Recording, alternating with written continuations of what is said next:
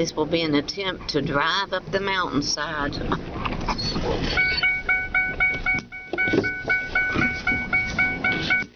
my seatbelt on.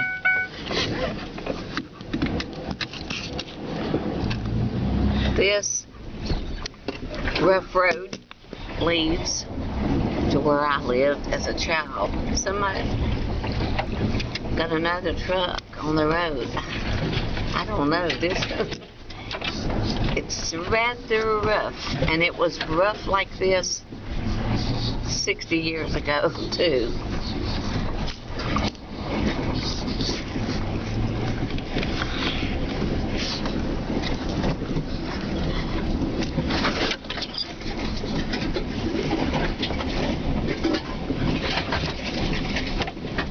Lots of overgrowth,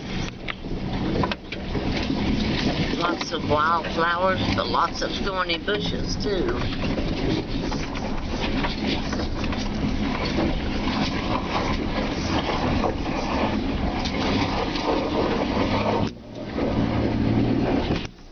Okay, we're stalled here. Okay, turn it off.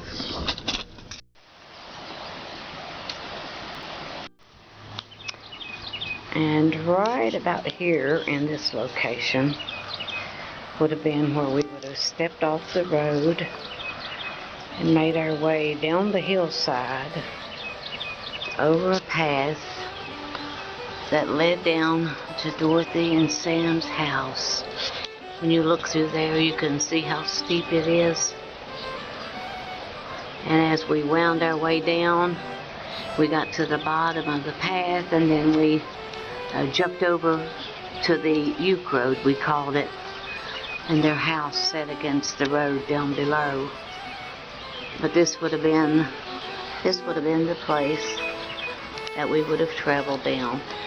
Too much overgrowth now. It's can't get in there, but if you can get a look down through the shrubs and the overgrowth of briars and trees, it's very sentimental, nostalgic actually, to see us running down that hillside. And it was a steep climb.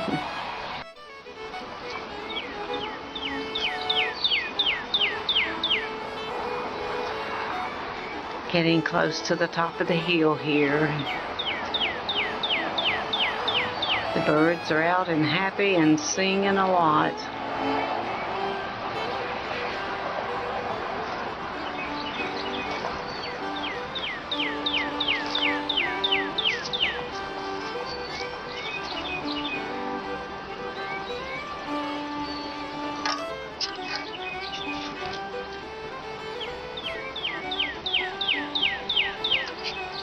Down through all the overgrowth, you spot an occasional roof of a house, but there aren't many of those houses left either.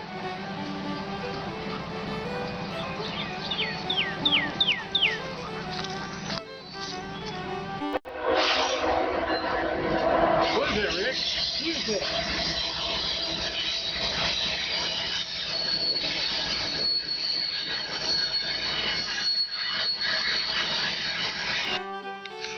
And as we continued our way to the house,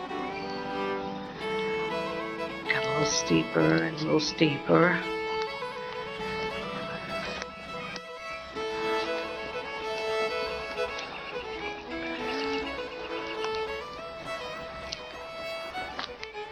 The train whistle that we just heard is a very familiar sound that we heard roaming these mountains. Nighttime, anytime. We just loved it. And making our way from school, climbing these mountains, and there where hubby is standing clearing some bushes out of the way, leads to our front porch at that time. And then at the top of the hill where our house sat, also the view of the rock cliff behind our house. And it was around this mountain and up on that rock where we climbed many summers. And then we made our way around this hillside to go to our garden spot. Right there where a portion of a building stands, there's a pathway in front of it, and we walked around those mountains. Now I'm standing right about where our yard would have begun, and looking straight ahead where there's a portion of a building. The water tank stood just to the right of that, and it furnished the coal camp with water. And then a little farther back this way would have been where Dad had built his carport, and of course it was in front of the cliff. But then if you make your way around and come over here and to my left, the left of that building,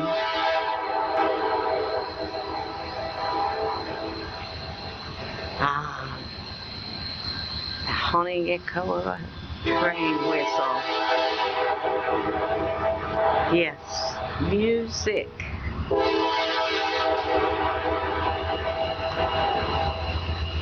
And right here, looking straight ahead,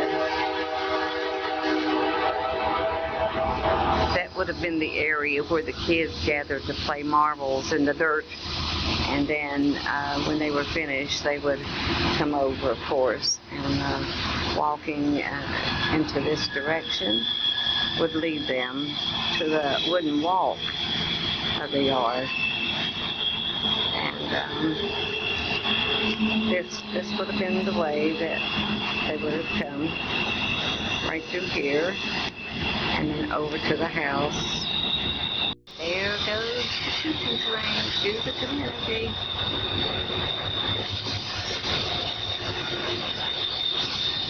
Beautiful sound.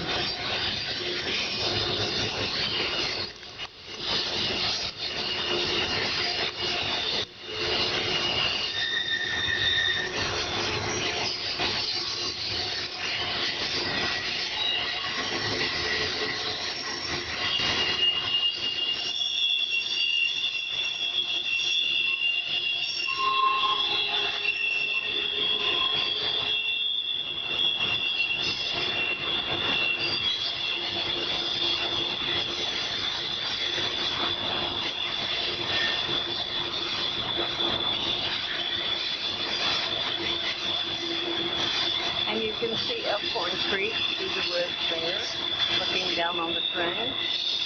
There is Elkhorn Creek. The bridge across it.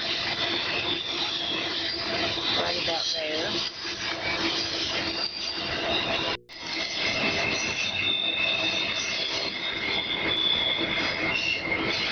And there's Rex. He's just fascinated. He don't understand what that is. He had to get a look for himself.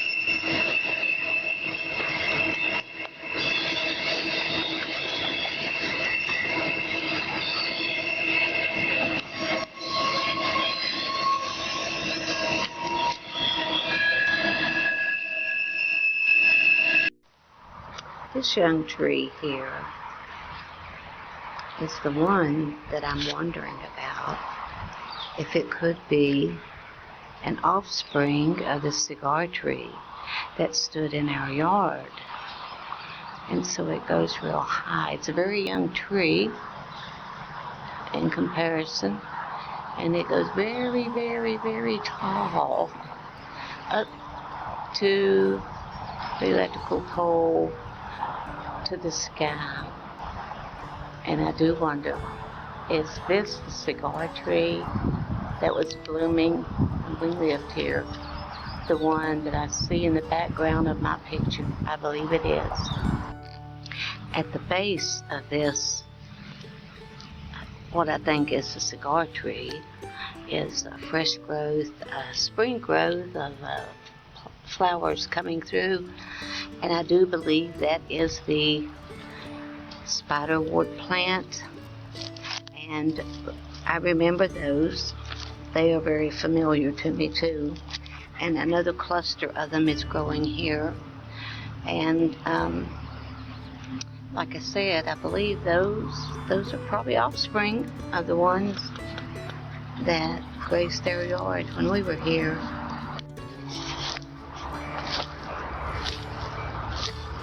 Now, where I'm standing here on this piece of the property would be as if I was facing a house that was there. And then when you look to the back, there is the cliff again. And when you move your vision down toward the ground and then come out just a little bit, there would have been a coal box right there. And then here in front of the coal box would have been our back porch. That would have been where we, in the winter time, would do laundry and all that. And then if we went on around, it was part of the backyard we played in. But we just had a real good time just being out and about in the mountains. And yes, the train whistles too. That's the memory we have of living here.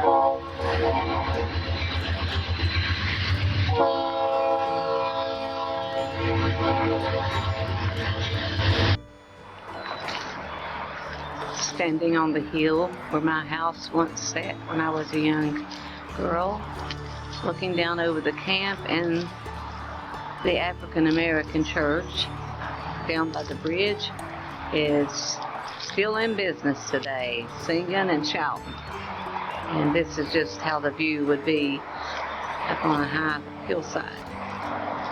You can see Route 52 over there in the background, and you can see how high the mountains rise above the camp.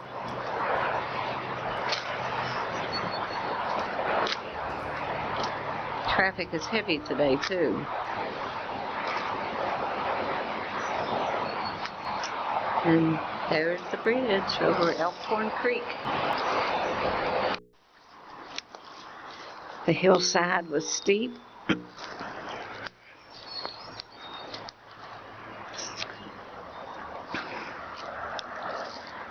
And it was not quite so open when we walked this way as kids.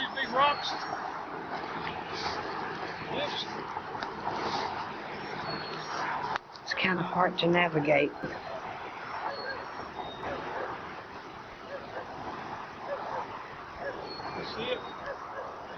And then when you look up the side of the mountain here, Way up there, there is a big rock. And that was probably another one of our play places. Now, to continue a little bit here, walking this pathway, not easy.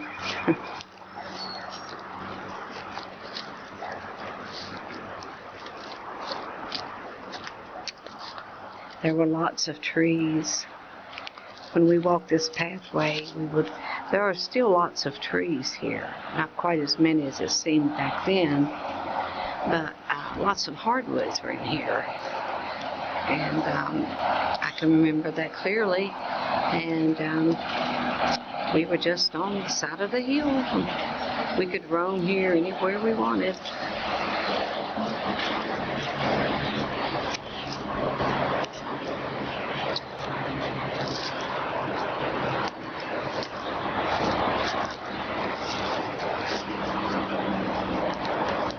Now I'm going to capture another picture of the hillside here. Getting through these briars is not easy. Sticking to the pants leg. But then when you look up, there's one of the cliffs. That's part of our play world up there. When we were kids, we roamed all through here. And these mountains belonged to us. And so we were free to roam. And beautiful, beautiful sight in spring. to give you an idea of how steep the hillside is, you can look from up here and really get a wide view. As we continued our way to school, in places we did have to hang on to trees and branches to keep from falling.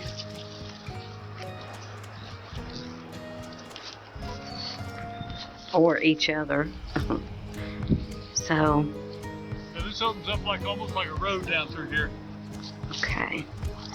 We believe that someone has used this area and opened a road. Yeah. But nevertheless, this is the route that we took to school. This path is. Now, to continue again, now that I've got my footing, it's kind of tricky to walk over all this. Now, if we look up above us, we can see more of the big old cliff. This too was part of our life growing up in the coalfields. There's exposure to some of the cliff, and it extends a long way out. Those places high up were wonderful getaways for a little while in the summertime. And so you can see the ruggedness of this mountain. And then when everything's in bloom, it's beautiful. And so we kept making our way down the path to school, and it began to... You look way in the distance, you can see the schoolhouse. Yeah. Come over here. Can you get a better view than I? You're taller. Let's see. I'm zooming in. My schoolhouse looms in the picture straight ahead. It's you can see my school that I was headed for. We were walking down this path, and it was a long, long walk to school. Superior Maitland Elementary School. And then the busy traffic of Route 52, you can hear that today, and it was busy then.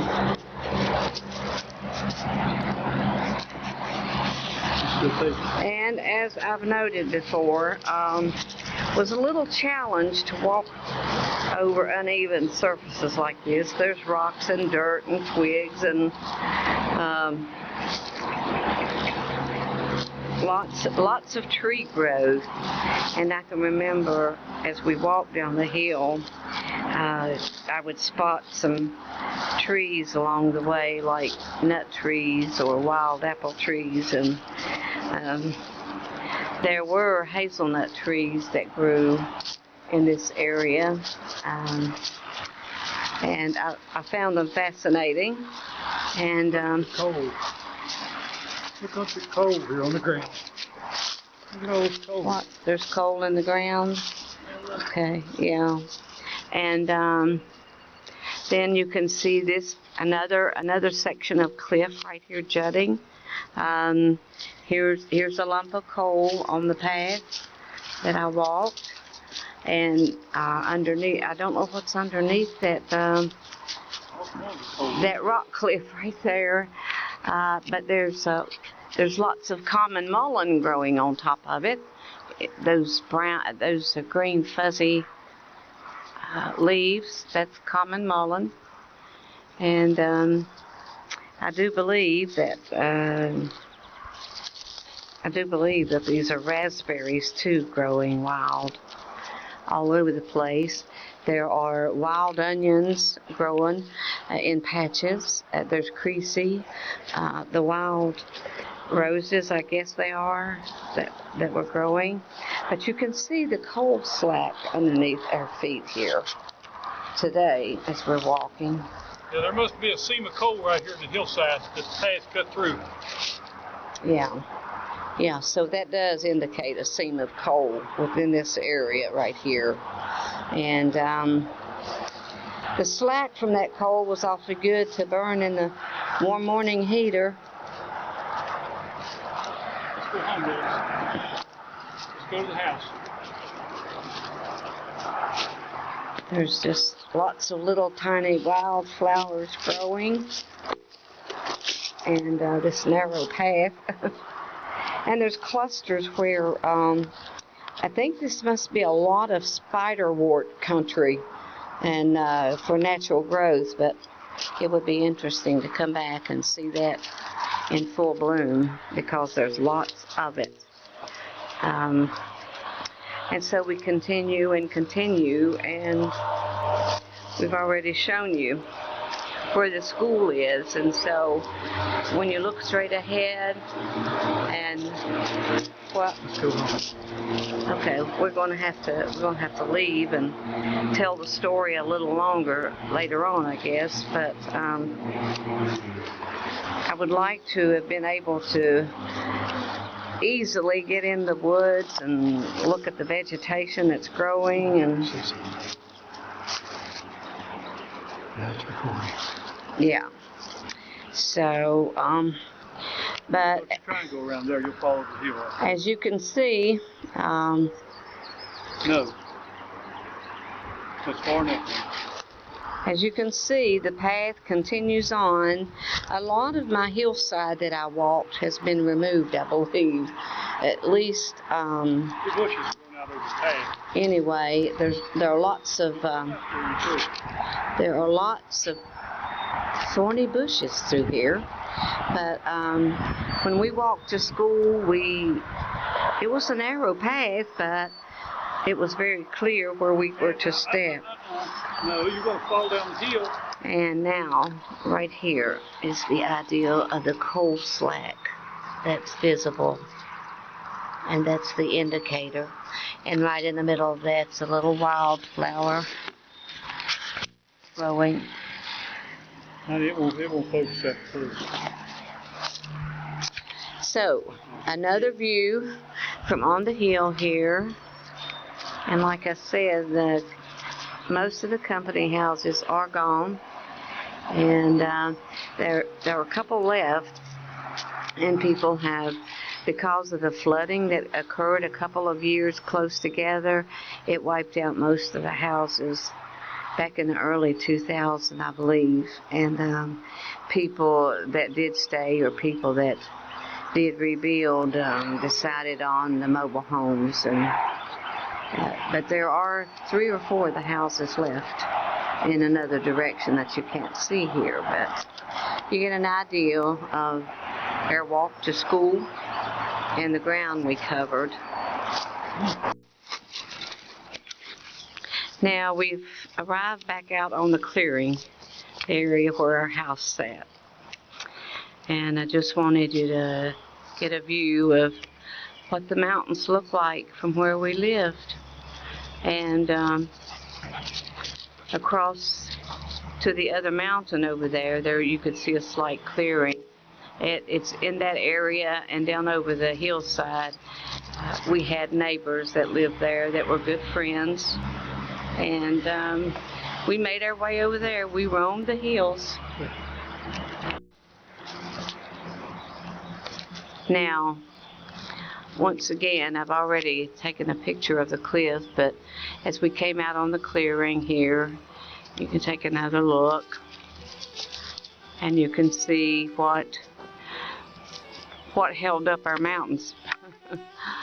But anyway, it was a good childhood playground for all of us and our friends that came up from the camp and hung out with us. And when you look up there about center ways of that cliff, Dad installed a television cable for our TV, and he put it out the window, and that would have been down here where the house sat. He ran it through the window, and then I forgot how he literally got it up to the cliff top, but that cable was taken all the way up to that cliff and strung out among some trees up there. All the way to And the top of the mountain. to the top of the mountain, and so we got good reception then, and so it's just awe-inspiring when you look at nature. I'm going to step up on this path that Don't is. forget to leave your garden hose, your water hose here. Do what? Did you forget to leave your water hose? No, there's a water hose here, looks like. But anyway, this is the path that we followed to go around the mountain. Oh, let's get out.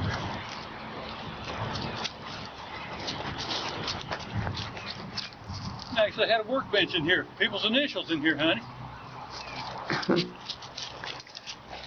I don't recall this building when we lived here. It might have been, but I don't remember. Oh.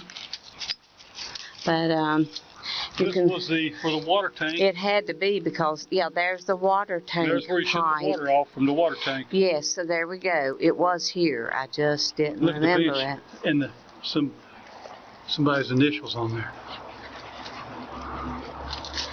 Workbench. Cool. What is that year date? I can't tell, something for. Oh. Anyway. Look right here. Something plus GM in a heart. There's somebody decided to inscribe their initials here. Wonder where they are today. All right. So this is the path that we traveled to go out to our garden, and out this path somewhere there is a spring. I don't know if I'll have time to locate it today or not, but anyway, this would be the path, and it was cleared out better than this then. So here we are.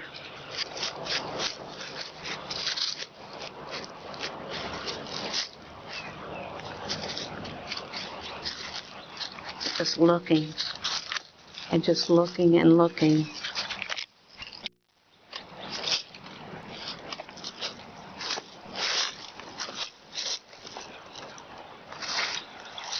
Water hose. So I don't know. Let me go ahead and clear the back. I don't want to walk too far. No, you I can't don't go too think- far because it's too grown up. Is it? Okay. Well, I was in search of a spring, but maybe another day we can find it. But this is the hill around which we walked, and this hill led us, if you'll look, turn to the side here, Animal path going through And- it, looks like. this hill, this path, led us up to the top of that cliff up there. And then we went on the back side of that cliff into the mountains, and that's where we roamed.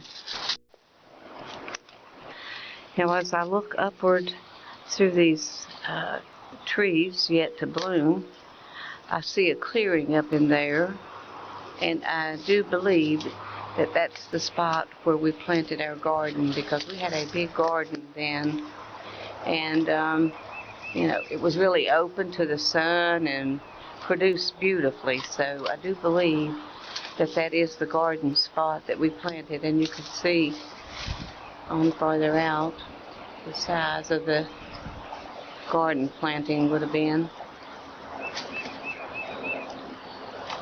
I have not located exactly where the spring is running down or did run down, but I know it was here. I came out here in search of it, and I think maybe I'm just missing it some way. But nevertheless, I know it was right here, and we drank water from it. But it's just, now there's a cool breeze blowing, and it feels wonderful.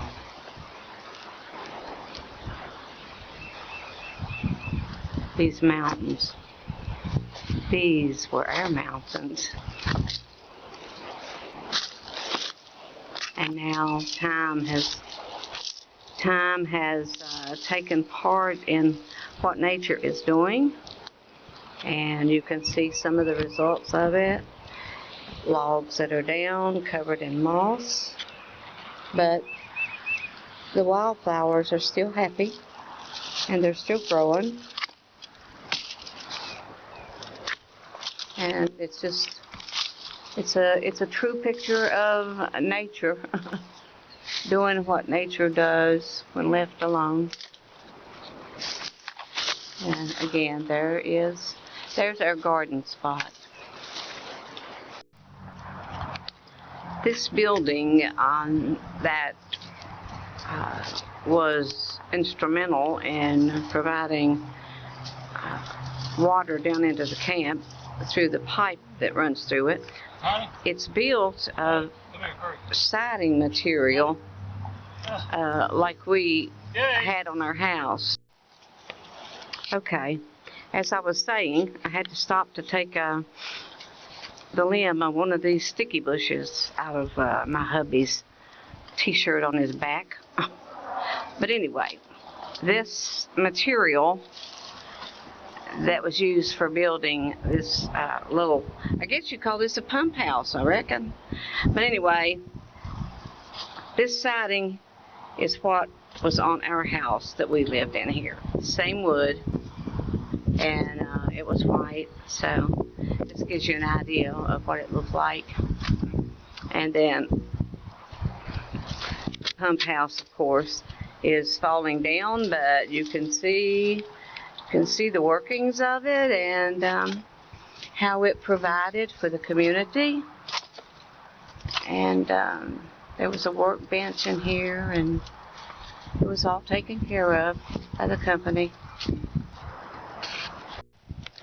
We are headed back down the mountain, getting on the road again, and it's been really neat to be up here and reminisce and see the kids that we played with, so to speak, across the mountain there, and hear my mama on the back porch fussing at us kids, get off of that cliff, and seeing the coal box that sat there and the axe that sat there at the coal box. Just for fun, I'd go over and just swing the axe to see if I could cut wood. But I'm noticing today that a lot of wildflowers are in bloom, and they're clearly visible here. Some wild violets, and again, the orange ones. I'm not sure about what that is, but anyway, real low, tiny, growing flowers are in bloom. So we are going to make our way back down the mountain here, and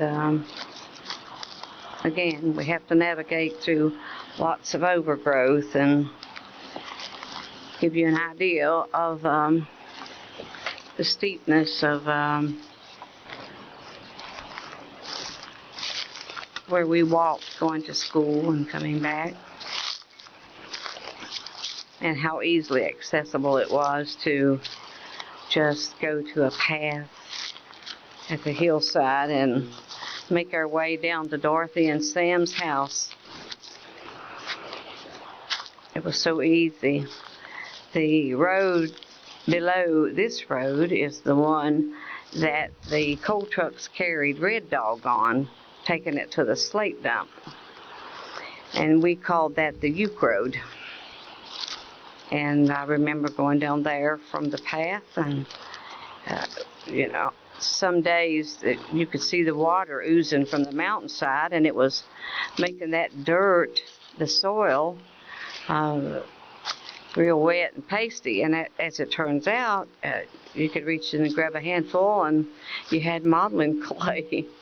So you could take that and, fashion toys or whatever your creative mind wanted to do. You could just play in that clay all day long.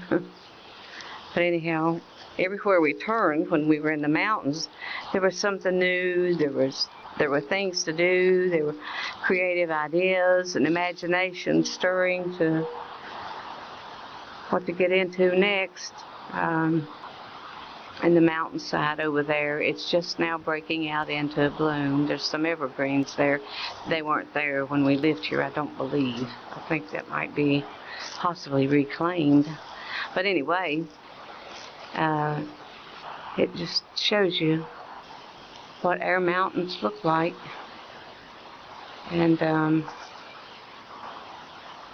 everywhere you look, something different. We saw evidence of a wild animal up at the clearing where the house had sat. I don't know what it was, but it probably deer. And but that's all we have any idea might be up here, are deer. And then we just continue our walk. And when we were kids, we weren't alone when we came down this hillside to school. It was all of us kids. There would have been 3 or 4 of us together. We would be walking down this hill, and we would be making our way across the railroad tracks and then across the bridge that I showed you in the other clip. And that's where we caught the school bus. We had to walk all the way down the hill and then go over there. But, so it was a good measure of footsteps going down this mountainside. Go get the school bus and then walk back up in the evening. And then I'm pausing here to look down over the hillside again, and really wishing I could go down there, but it needs cleared. If I could go down there, I believe I could get a pretty close idea of exactly where we walked and created that path. And the backside of Dorothy and Sam's house was against that road down below us here, and I could have figured that out that way, but can't get through all the overgrowth here. It's wild and crazy. Spring bloom. Yeah. Okay, hubby's calling us. Our truck is in view, and we're going to be walking down there in just a moment.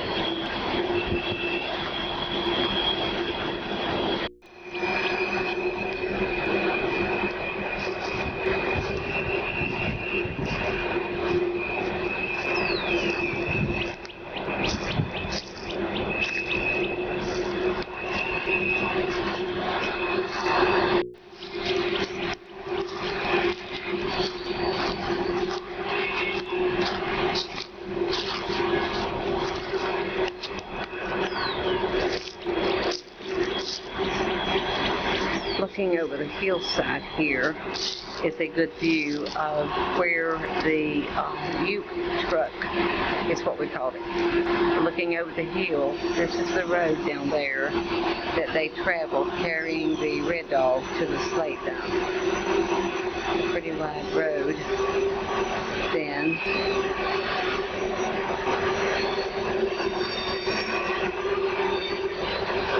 And then down over that road you can see guardrails there, and that is That is on the main road coming up here. That road is the one that leads to Belcher Mountain. I'm continuing my walk off the hill. And this is a continuation of our road.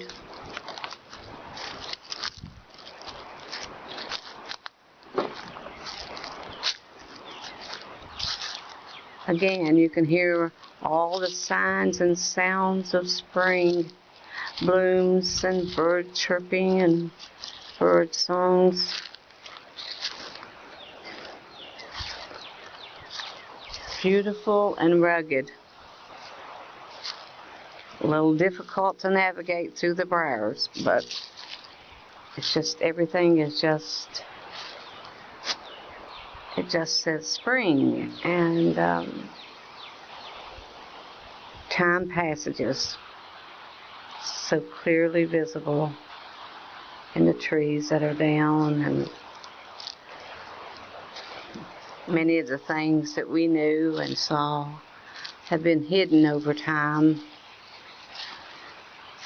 partly due to erosion probably, but well, that's just what happens out in nature.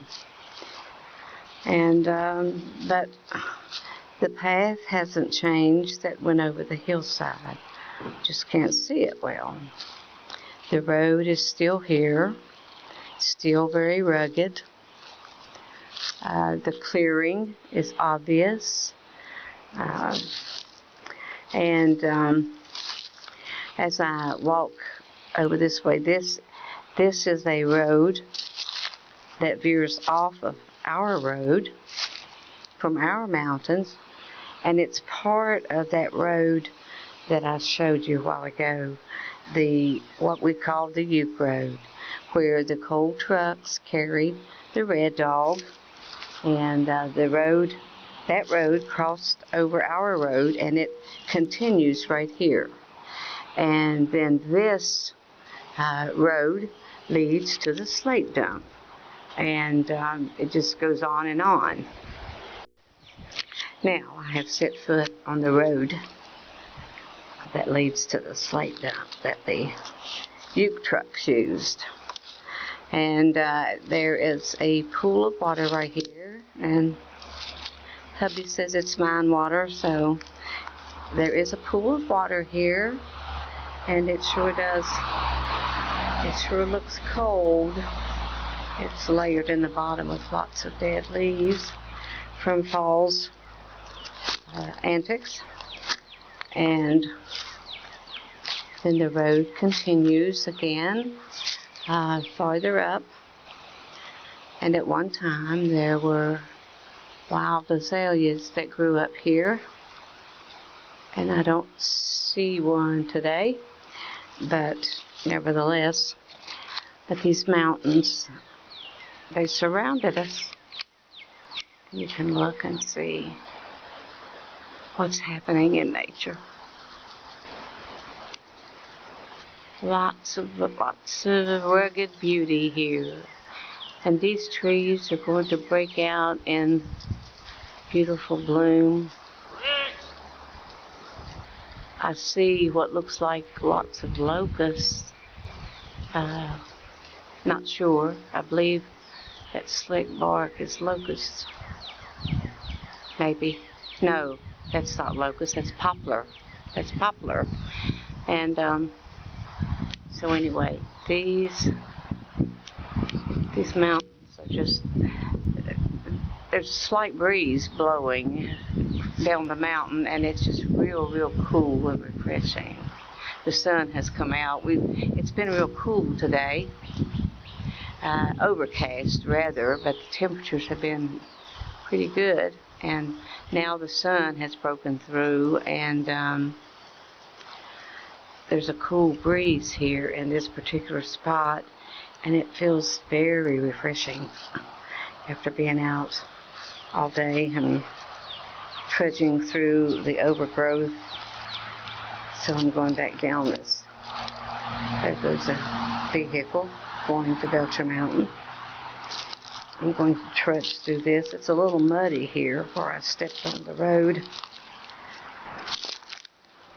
which that's okay, but I don't really want a lot of mud in my shoes.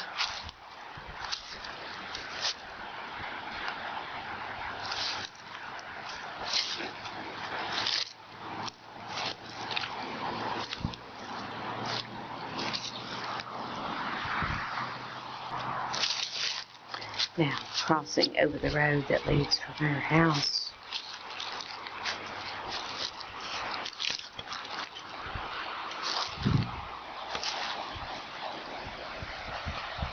And there's a creek bed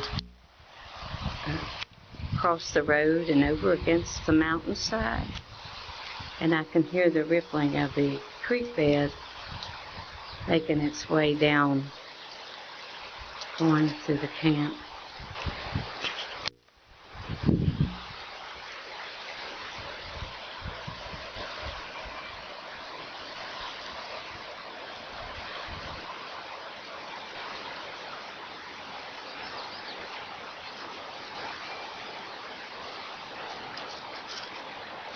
And down this road,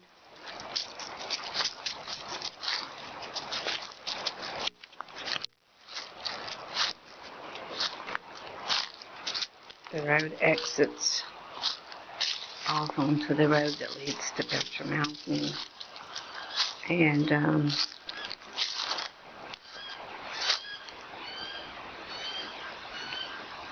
sometimes if you don't turn sharp enough, you have to stop back up and then aim your car toward the road and drive upward. As you can tell, it's been quite busy on the railroad tracks today. Trains are hauling and delivering, and who knows where all, but it's a wonderful sound from childhood. It's like a haunting echo of the past, and it's a beautiful sound to me.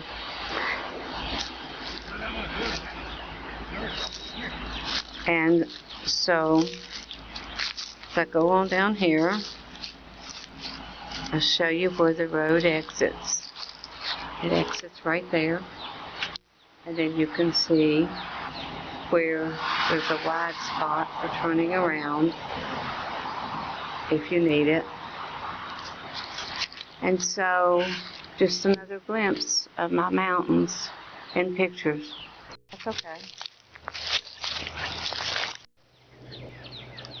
A little square of coal under my feet. The only reason I would have noticed, because the sun is out now, and it glistens in the sun. So pretty. I have a wildflower book at home, and I'm going to examine these in that book. These are a brilliant yellow, and I love them. And here are some more in bloom and getting ready to bloom. And they have made their home here among some other pretty greenery. Do not know what this is, but it's very, very pretty. And here are more beautiful wildflowers. And the impressive thing is for me to note here is how beautiful they are. And I have no idea what this is growing. There's a white bloom there.